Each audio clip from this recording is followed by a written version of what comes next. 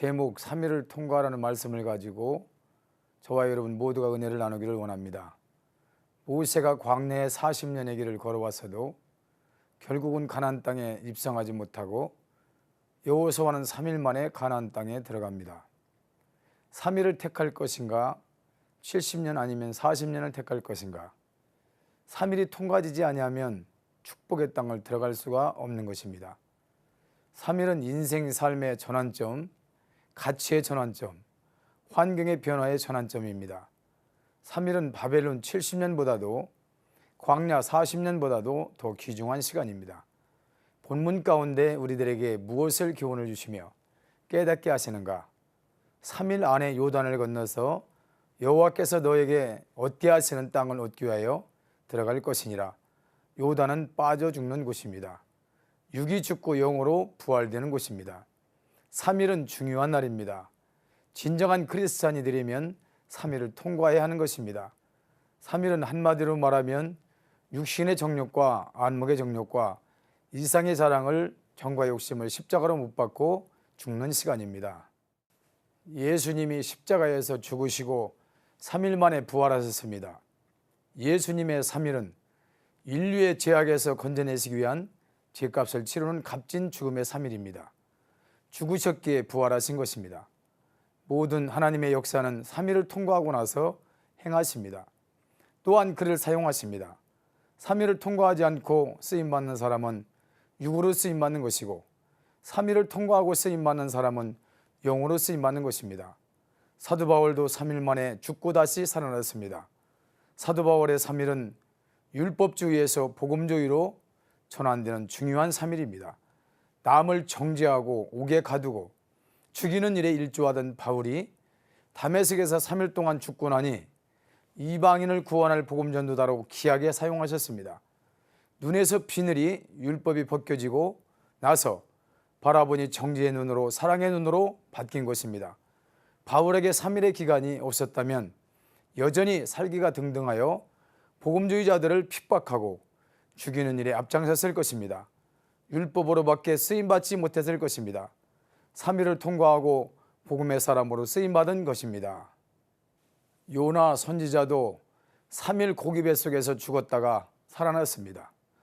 요나가 하루 만에 고기 뱃속에 있다 나왔다면 과연 니느웨로 갔을까요?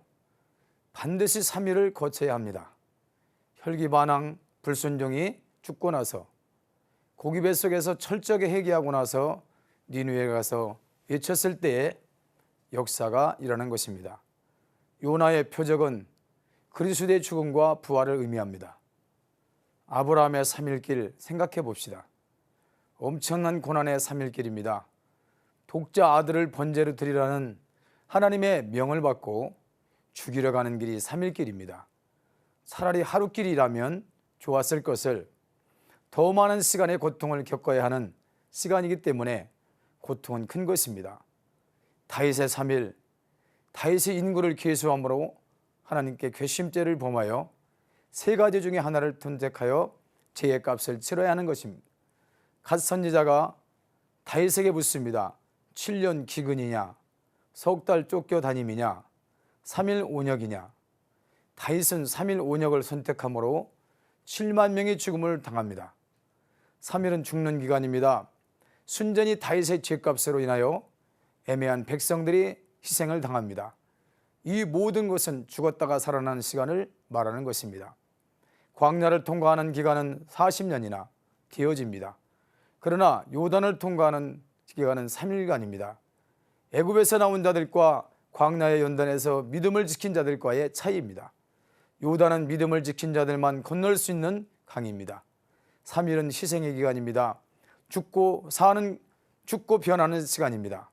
우리가 여기서 알아야 할 것은 다른 것이 아닙니다. 죽어질 때에 가나안의 젖과 꿀이 흐르는 축복이 내 앞에 다가온다는 것을 모형으로 시청각을 통하여 기록된 말씀을 통하여 가르쳐 주시는 것입니다. 죽지 아니하면 여전히 광야의 삶이 계속되는 것입니다. 물론 광야의 연단 가운데서도 하나님은 훈련을 시키실 뿐이지 절대로 버리지는 않으십니다. 다만 우리에게 고통만 길어지는 것뿐입니다. 그러므로 우리가 힘들고 어려운 것입니다. 우리가 3일을 통과하지 않으면 40년이라는 세월을 보내야 하는 시간적으로 심적으로 환경적으로 고통이 길어지는 것이므로 우리는 빨리 3일을 통과해야 하는 것입니다.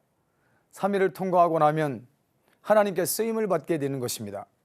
본문에서 요단에서 육신이 죽어지니까 영적인 풍성한 땅, 가나안 땅 젖과 꿀이 흐르 넘치는 축복의 땅을 차지하게 되므로 누리는 삶이 되는 것입니다.